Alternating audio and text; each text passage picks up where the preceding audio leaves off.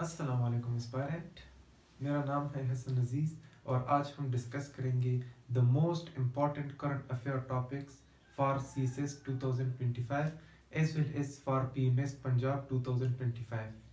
अच्छा aspirant, current affair में international domain में अगर हम देखें जो सबसे मोस्ट इम्पॉर्टेंट टॉपिक है वो है middle east crisis. Middle east crisis के अंदर हमारे पास इसराइल और ईरान के जो रिलेशन है वो आते हैं इसमें, और इसराइल फिलिस्तीन की जो रिलेशन है वो भी आते हैं इसमें, यमन में जो क्राइसिस चल रहे हैं वो भी आती है इसके अंदर, और सीरिया में जो क्राइसिस अभी चल रहा है, जो रिजीम चेंज हुई है वो भी इसके अंदर आती है। तो इन सब के बारे में आपने बहुत डिटेल से पढ़ना है और हर एस्पेक्ट को आप लोगों ने कवर करना है कि इसकी इम्प्लीकेशन क्या है, चैलेंजेस क्या है, ग्लोबल इसकी इम्प्लीकेशन क्या है और रीजनल लेवल पर इसकी इम्प्लीकेशन क्या है, और उसको हम सॉल्व किस तरीके से करते हैं। इन सब को आप लोगों ने देखना है। फिर उसके बाद है resurgence of terrorism in Pakistan. Resurgence of terrorism in Pakistan. Pakistan में अगर हम 2024 में देखें तो जो टेररिज्म है उनके अटैक्स बहुत ज्यादा बढ़ गए हैं। तो उसकी वजूहात क्या है, रीजंस क्या है इसके, रीजन क्या है इसके, और इम्प्लीकेशन क्या है इसके, और इंटरनेशनली इसका क्या असर हो रहा है। ठीक है, और एक और डोमेन भी इसके अंदर बनती है, वो ये कि गवर्नमेंट कोर्स किया है, यानी गवर्नमेंट एक्शन किया है, अभी तक गवर्नमेंट ने कौन सा प्लान बनाया हुआ है।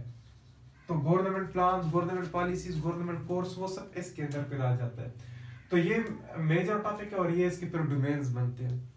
अच्छा, फिर है हमारे पास नेक्स्ट जो मोस्ट इम्पॉर्टेंट अभी रिसेंट डेवलपमेंट हुई है वो है COP29, जो क्लाइमेट चेंज के ऊपर है। और क्लाइमेट चेंज वैसे भी आजकल इंटरनेशनल एरिना में एक बहुत हॉट टॉपिक बना हुआ है, क्लाइमेट चेंज। अच्छा, एक तो वो है, और उसके पाकिस्तान के लिए अभी ये जो COP29 हुआ है इसके पाकिस्तान के लिए चैलेंजेस क्या है और अपॉर्चुनिटीज क्या है।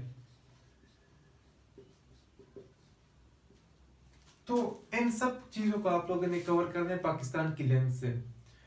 और फिर उसके बाद अभी रिसेंटली पाकिस्तान के अंदर ECO का एक समिट हुआ है, 23rd ECO समिट पाकिस्तान में हुआ है, इस्लामाबाद में पाकिस्तान ने होस्ट किया था उसको।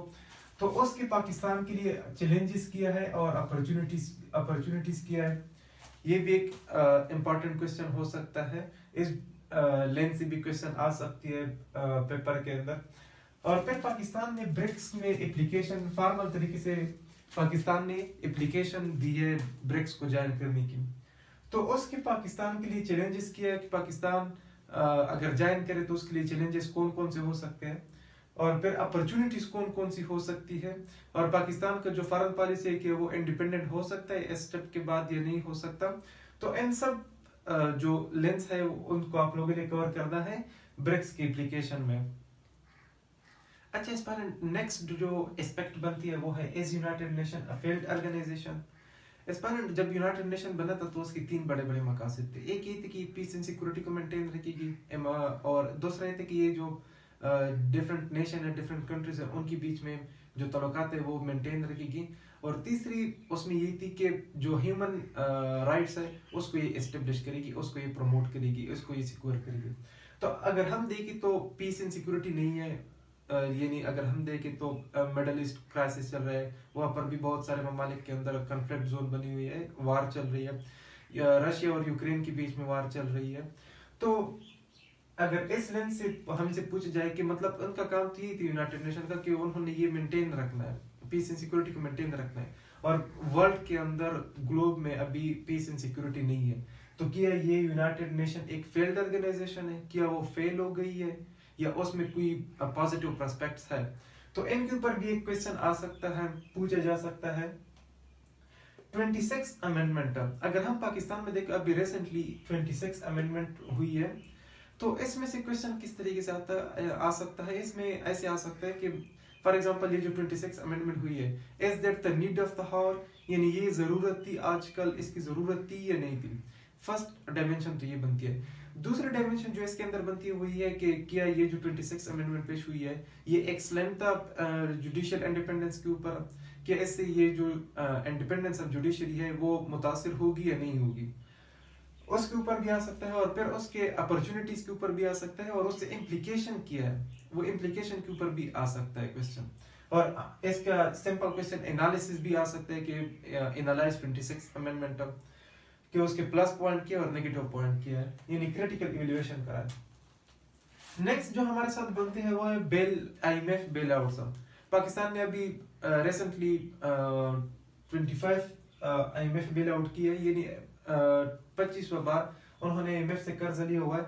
तो क्या वो पाकिस्तान के लिए प्रॉस्पेरिटी ला सकती है या नहीं ला सकती है, क्या ये ब्लेसिंग है, ये कर्ज है पाकिस्तान के लिए, तो इसके ऊपर भी क्वेश्चन आ सकते हैं। और दूसरा इकोनॉमी के रिलेटेड अभी जो चल रहा है टैक्सेशन सिस्टम इन पाकिस्तान, अभी रिसेंट जो गवर्नमेंट है वो जो टैक्सेशन के बेस है उसको वो वाइड कर रही है, एक्सपेंड कर रही है। तो और दूसरा है कि अनइक्वल टैक्सिंग सिस्टम है पाकिस्तान के अंदर, यानी बहुत सारे ऐसे गुड्स है एंड सर्विसेज है जिसके ऊपर टैक्स नहीं है, और बहुत सारे ऐसे हैं जिसके ऊपर बहुत ज्यादा टैक्स है। जिस तरह के गवर्नमेंट एम्प्लॉइज हो गए वो बहुत ज्यादा टैक्स पे करते हैं। तो क्या ये अनइक्वल जो टैक्सेशन सिस्टम है वो पाकिस्तान को डेवलप करा सकती है या नहीं करा सकती, तो इसके ऊपर भी एक क्वेश्चन आ सकता है। हर तरीके से हर डायमेंशन से आप लोगों ने उसको कवर करना है। नेक्स्ट है बलूचिस्तान क्राइसिस। इस पर अगर हम देखें तो बलूचिस्तान के अंदर कई डिकेड से ये क्राइसिस में है। तो पहले तो ये कि ये इनके क्राइसिस शुरू किए हुए, why it reached to such a point, ये इतने संगीन हालात तक किस तरह पहुंच गए, तो वो सारे अप्स एंड डाउन हमने बयान करने हैं वहां पे। और दूसरे इसमें यह आ सकता है कि अभी जो करंट सिचुएशन चल रही है उसके लिए गवर्नमेंट का एक कोर्स किया होना चाहिए, गवर्नमेंट का प्लान किया होना चाहिए, किस तरीके से हम इसको टेकल कर सकते हैं, यानी वो सोल्यूशन के ऊपर बात आपसे क्वेश्चन आ सकता है कि कौन सा ऐसे पॉसिबल सोल्यूशन है, ऐसा पॉसिबल कोर्स है जिसके जरिए हम इसको टेकल कर सकते हैं। इसके बाद है सिविल मिलिट्री रिलेशन। अब सिविल मिलिट्री रिलेशन को हमने एक बहुत ही इंपॉर्टेंट लेंस से देखना है इस वाले टॉपिक को। वो किस तरीके से अगर हम देखें तो इसमें 9 मई के राइट्स आ जाते हैं, 9 मई राइट्स। एक तो हमने इस चीज को डिस्कस करना है। अभी रिसेंटली अगर हम देखें तो सुप्रीम कोर्ट ने ऑर्डर दिया हुआ था कि जो अंडर ट्रायल बंदे हैं उसका ट्रायल मिलिट्री कोर्ट कर सकते हैं। तो क्या वो जो सिविल के जो ट्रायल्स है वो मिलिट्री कोर्ट के अंदर हो सकते हैं या नहीं हो सकते। अभी हुई भी है, आई थिंक 24 है या 25 जो लोग हैं उसके ट्रायल हो गई है मिलिट्री कोर्ट्स के अंदर सिविल लोगों के।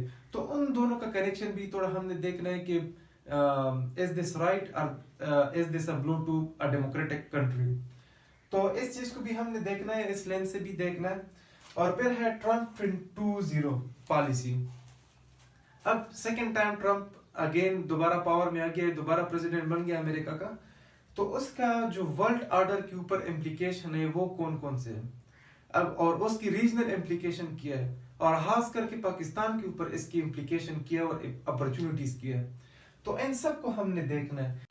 एस्पायरेंट में रिसर्च करके आप लोग के साथ बहुत ही अच्छी चीज़ें शेयर करता हूँ, ताकि मेरा एम ये कि मैं आप लोग की खिदमत करूँ और आप लोग को जितना पॉसिबल हो सके मैं हेल्प दे सकूँ, क्योंकि मैं खुद भी इस जर्नी का स्टूडेंट हूँ और आप लोग भी मेरे साथ शरीक हो। तो जो मुश्किलें मैं फेस कर रहा हूँ वो मैं चाहता हूँ कि आप लोग फेस ना करें और आप लोग को मैं तैयार चीज़ें दे दूँ। तो एस्पायरेंट, लेकिन फिर भी मेरा जो टारगेट ऑडियंस है उस तक मेरी वीडियो पहुंच नहीं पाती है। कभी 500 व्यूज आ जाते हैं, कभी 600 व्यूज आ जाते हैं।